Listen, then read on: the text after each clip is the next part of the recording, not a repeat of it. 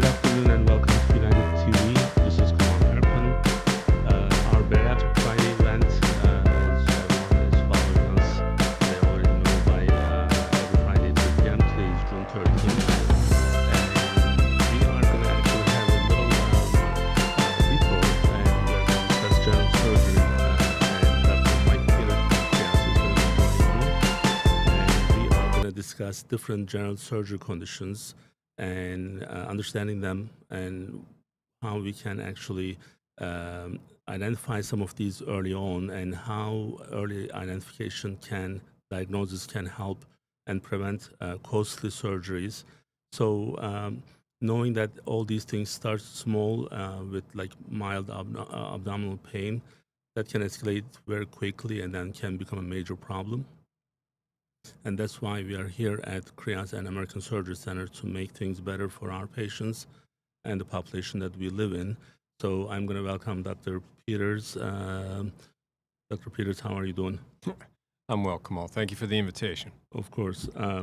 We now do this on a regular basis, and bariatric is our main focus. And what happens is we also do a lot of general surgery cases.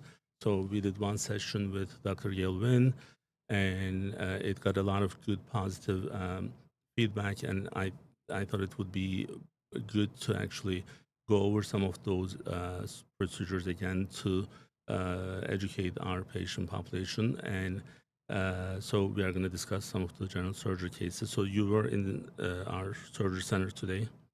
Yes, I was busy from about 8:30 this morning in the surgery center after rounding at one of the hospitals, and actually followed Dr. Wynn after some of her procedures.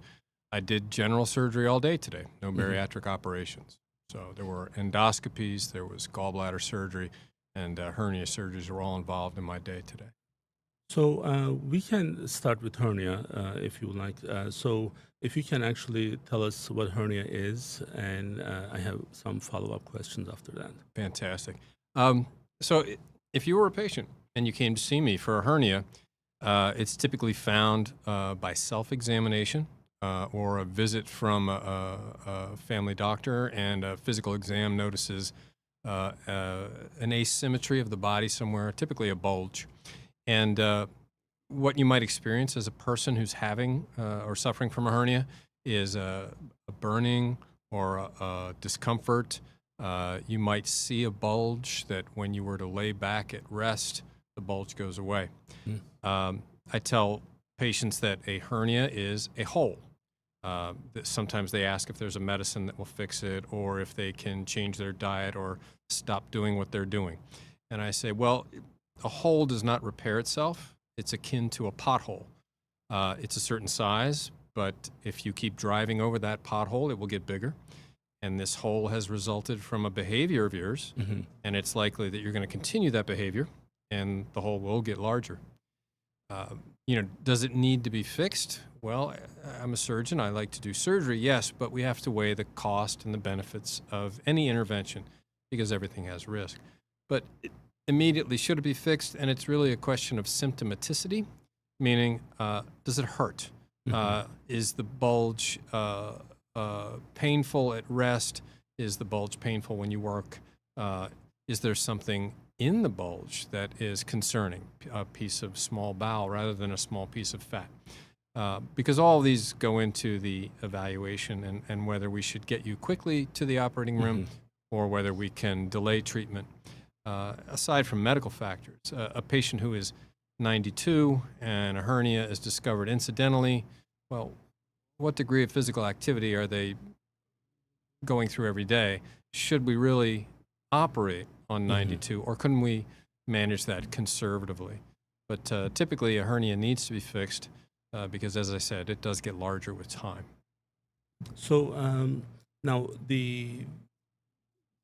distinguishing from the one that can wait versus needs to be urgently done, I think that probably depending on the person's age, gender.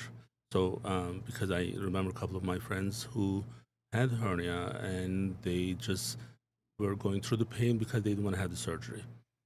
But if it was maybe a patient over 50, female, maybe they couldn't handle that pain. And I'm not being sexist. I'm just giving an example. So one of them was my barber, and he just like 3 months he didn't have the surgery, and then it got complicated for him. Yeah. So, but he was going through the pain, and I'm like, why would you do this to yourself? But again, there's a lot of education issues there too. So, can the patient decide on waiting or not waiting? Are there anything that they should be looking for?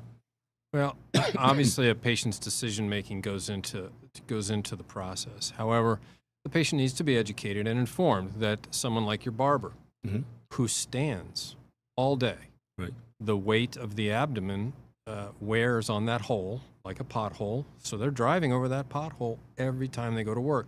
It's going to get larger quickly, and if they're feeling pain, the pain will get worse. In that situation, it's better to intervene early. You can do a minimally invasive procedure.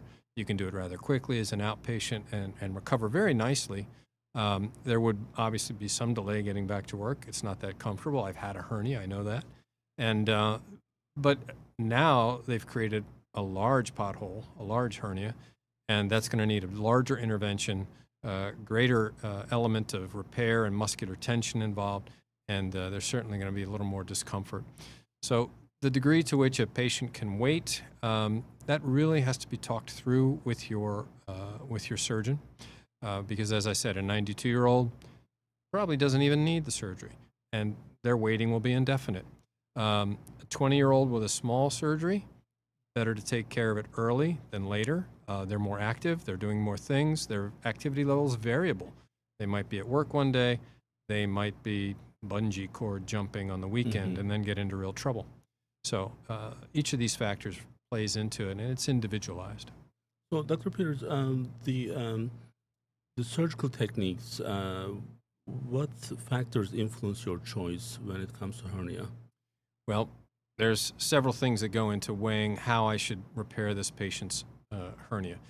There are essentially three techniques. There's the laparoscopic technique, the robotic-assisted laparoscopic technique, and old school open surgery repair with muscular closure and mesh is utilized for all of these repairs.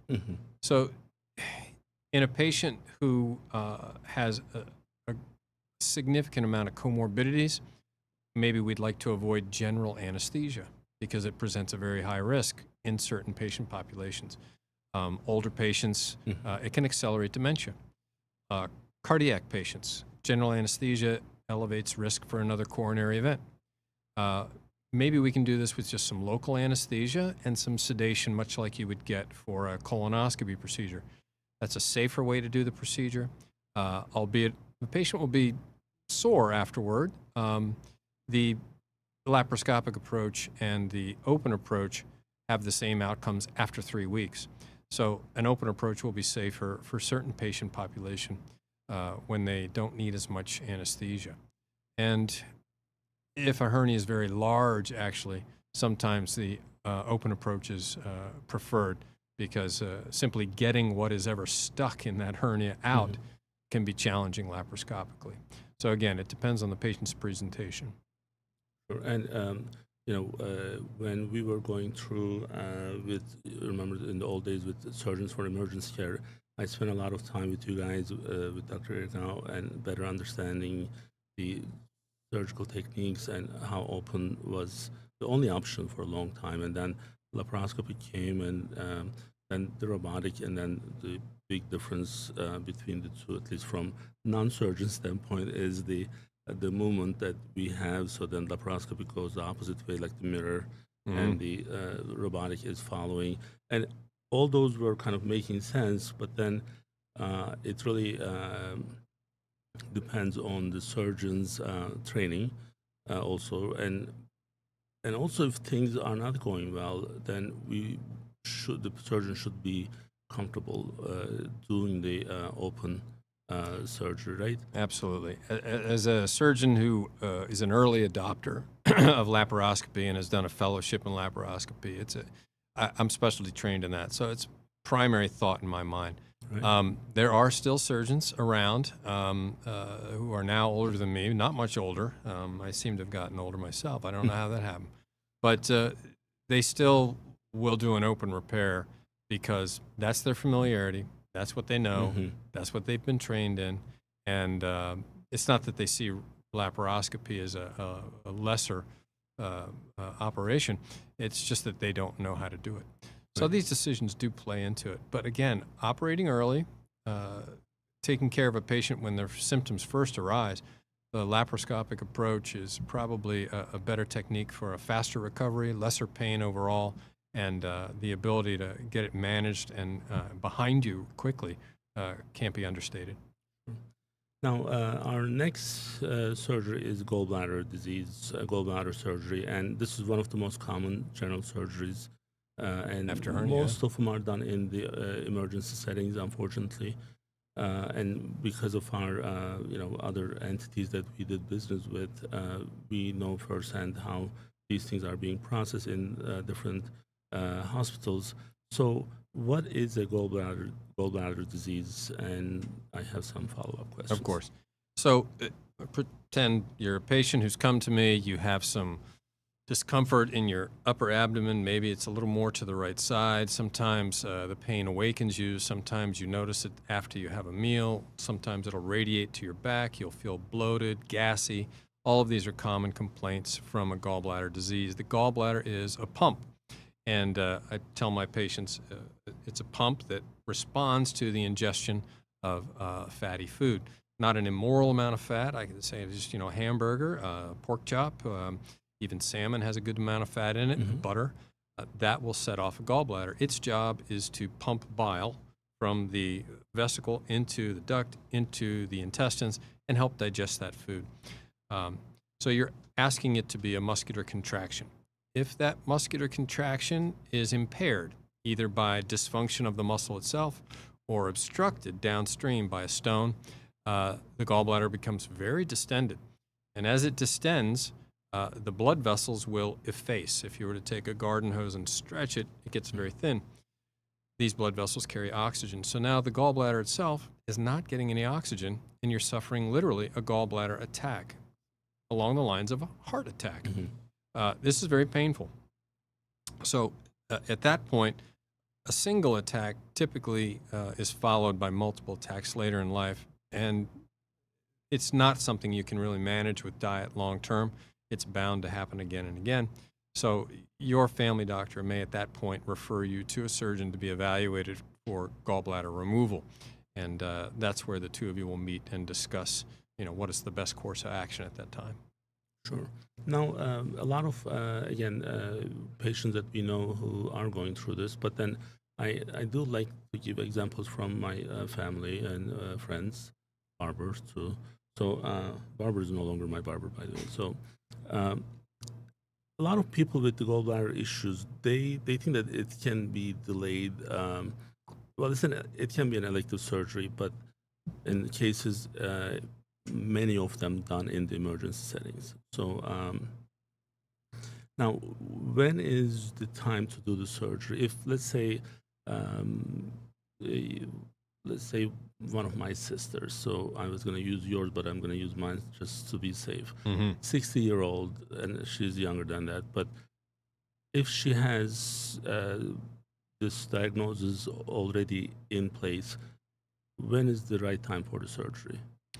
So if a patient ends up in an emergency room, this pain has been significant enough for them to unwillingly go to a large administrative care facility, pay a very large copay, and get into a hospital bed and submit themselves to testing. That is significant pain. It deserves a full evaluation with blood work and an ultrasound and the appropriate testing, because it can lead to sepsis and you can become very sick. So that patient is in the right place.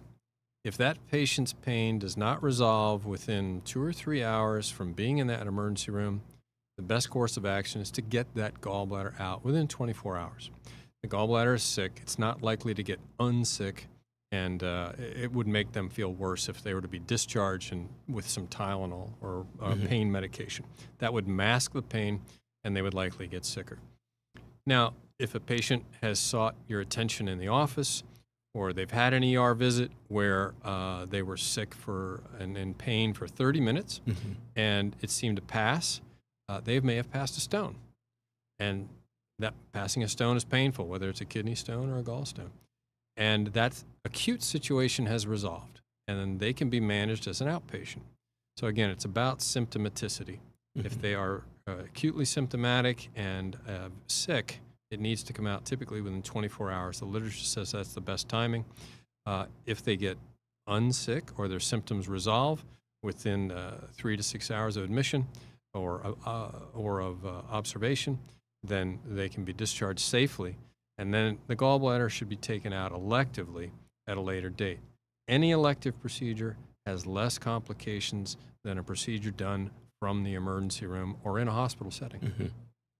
That's kind of really the important thing. So if it's elective versus if it's in the urgent setting, things are all different. So, and I'm going to come back to this because I have one patient example that's recent, and I'm hoping that we can talk about that a little bit. And some of my follow-up questions will be related to this. So now our third one is my not one of my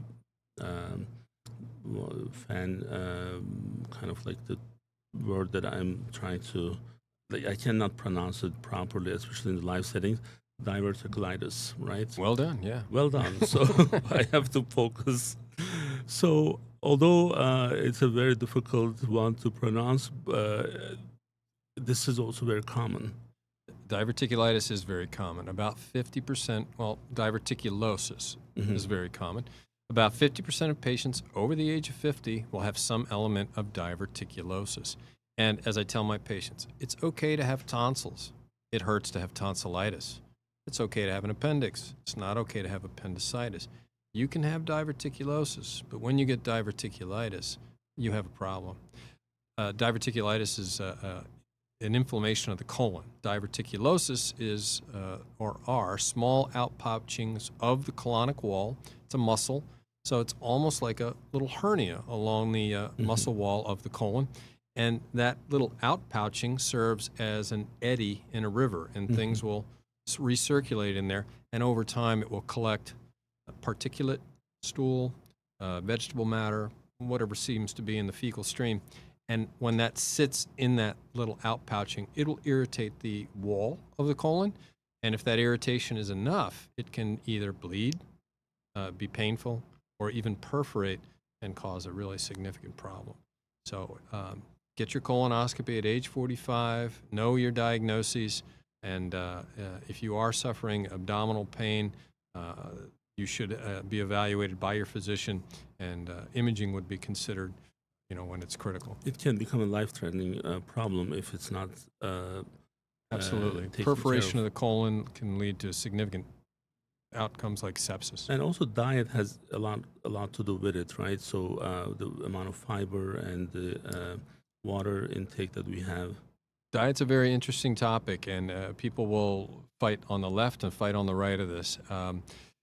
We typically blame a Western diet or a high-fat diet, too much red meat, and then we say, it makes the colon work too hard because of the lack of fiber.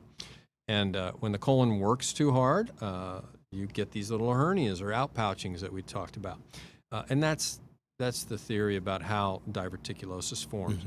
Not well-founded in science, but believed to make sense in physics.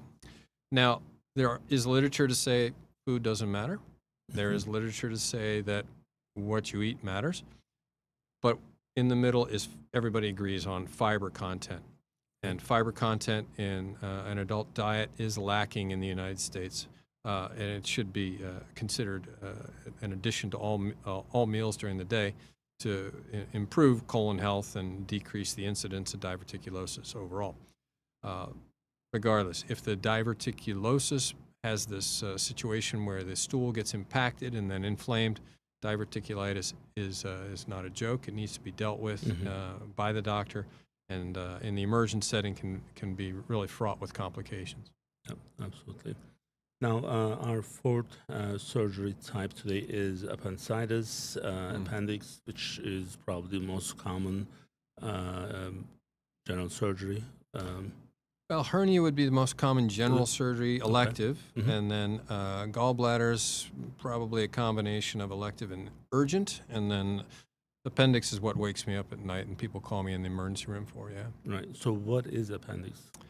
The appendix is a vestigial organ or a leftover organ, we think. It doesn't serve any function other than give general surgeons a job. However, people without an appendix Mhm. are known to be more prone to C. diff or Clostridium difficile type diarrhea. Okay. And if they do get Clostridium difficile diarrhea, they're more prone to have recurrent episodes. So it's theorized that it serves as a reservoir of native bacteria for the colon Mhm. that will repopulate that bacteria after illness events that cause significant evacuation of the colon, like a food poisoning Mhm. or a round of antibiotics that might cause you some diarrhea and loose stools. Be that as it may, the appendix is a cul-de-sac or a blind end on the end of the colon, and just like a large diverticuli, stool can get down in there. The particulate can sediment out and form a stone or fecalith. If that fecalith then impacts the long tubular cul-de-sac, the mucus that's secreted from the appendix cannot get out. The appendix will start to swell, and this is your classic appendicitis, where you get the pain down in the right lower quadrant and the fever and the feelings of nausea. And the emergency room will call me and say, hey, this gentleman meets all the criteria, or this woman meets all the criteria. We feel they need their appendix out. And usually men in their 20s are kind of high-risk group. That's the classic presentation in the medical school textbook teaching, but I've taken a lot of appendixes out, males, females, old, young. It can happen anytime. So I want to go back to our one of the reasons that we do these sessions, these episodes, to educate patients and in some cases even our providers. So a lot of them are watching these, and sure, public gets some benefit as well. And you and I, we've been working together for almost 20 years, and one of the main things that we try to make a point of is, can we actually make things better for the patients? The outcome can be less painful. Outcome can be, like we don't have to open the patient. Like it can be done laparoscopically, and if it's done like you just said it very nicely, if it's done electively versus if it's done urgently, that's just two different animals. So things are going to be, complicated with emergencies and availability of the facilities. The OR availability and all that, while you can actually, when not in every cases, but many cases, these can be done in the elective settings. So one of the patients that we had, because we have our Wednesday meetings, and I think this Wednesday it didn't happen.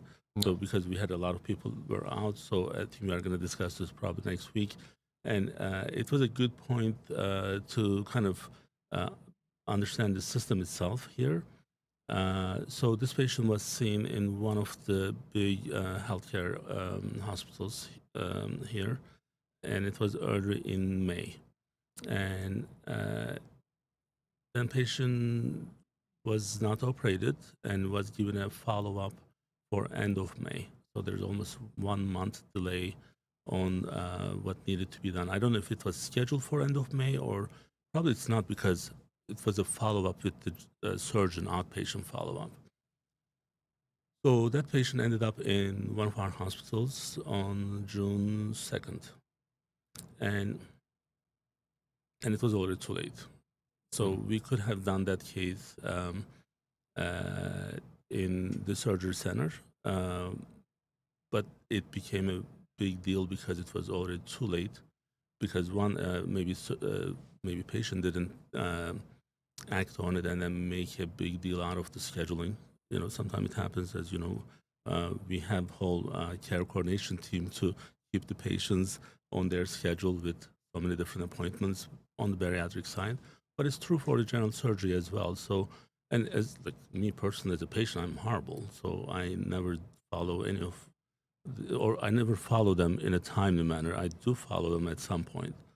So, and this patient could have done, like, if we were able to do it in our surgery center in the beginning of May, that patient would be home same day on the day of surgery. Absolutely. So now it turned out to be an open gallbladder, and then she was in the hospital for 2-3 days. And like from the patient standpoint, it's a horrible experience for something that could be done so easily. Now it's a major problem. And from the from the patient standpoint, there's a lot of deductibles and other out-of-pocket expenses. For insurance companies and for employers, they are also paying this. And I think Surgery Center, and especially with our American Surgery Center, with the partnership that we have with CHRIAS, so some of these things only happens in a smaller scale. Like if it's at a huge hospital, this may not be a huge issue for them to focus on, but for us, that becomes the center of our day, the focus of our day. So like that's all we do. So just like we do more bariatric cases than any other facilities in Delaware, and we are not one of the biggest one in Delaware. We are a surgery center, so it only happens because that's our focus. And I know our surgery center has a lot of potentials, but only if this is understood by the patients and by the employers and by the payers. So, what's your take on this one? What, from the surgeon standpoint, how do you feel about that patient when they were already too late now? Well, it can't be overstated that the system is overburdened. And when you're talking to a patient and they've been through the large corporate hospital system, it's slowed by its own size. And that's unfortunate because patient care needs to be expedient. We are blessed and lucky as a combination to have not only a lot of general surgeons available in our group, but also have access to the surgery center where we can get a patient in, booked, and maybe the patient has seen me, but they need it done right away. And my partner's operating that afternoon or the next day, we can get it done within 24 hours. Right. Whereas a corporate entity, that's not going to happen. That's a large ship. It can't be turned that quickly. We are more nimble, and again, utilizing the tools that we have, both the number of surgeons available and the surgery center, patients are going to get quicker care and avoid those emergency situations. Because not only did the patient suffer in that sense, because they got a larger incision, they had a longer recovery, the potential for extra blood loss and complications are all greater, again, with an urgent surgery and a larger incision.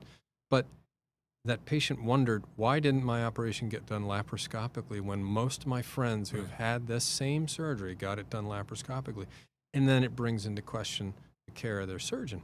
So it hurts not only the patient, which is simply our priority, but also the doctors as well.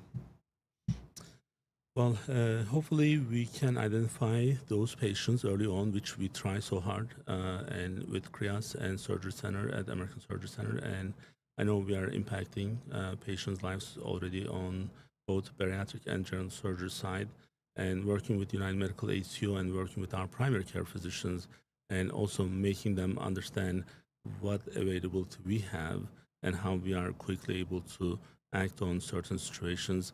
So I think their perspective also changed to these types of things. So they do follow up. The central office has a huge impact on these patient follow-ups. And I believe things are going to be better, and we want to see less urgent gallbladders, urgent hernias, and urgent of any of these surgeries wherever possible. So, well, Dr. Peters, thank you so much. So I know when you guys are doing your office hours or the surgery center hospital hours and then coming here for these, it's important for us. And then we also appreciate for your understanding and your practical insights on these and your expertise. I know your patients love you. And then we want to come back with other topics, and hopefully we'll have you again in the future. So we covered another sessions of general surgery today, and hopefully people are benefiting from this. Please reach out to us at CHRIAS and Surgery Center or any of our United Medical ACO providers if you need to escalate these issues. And we'll see you next week. Well, stay united. Bye-bye. Thank you for the invitation.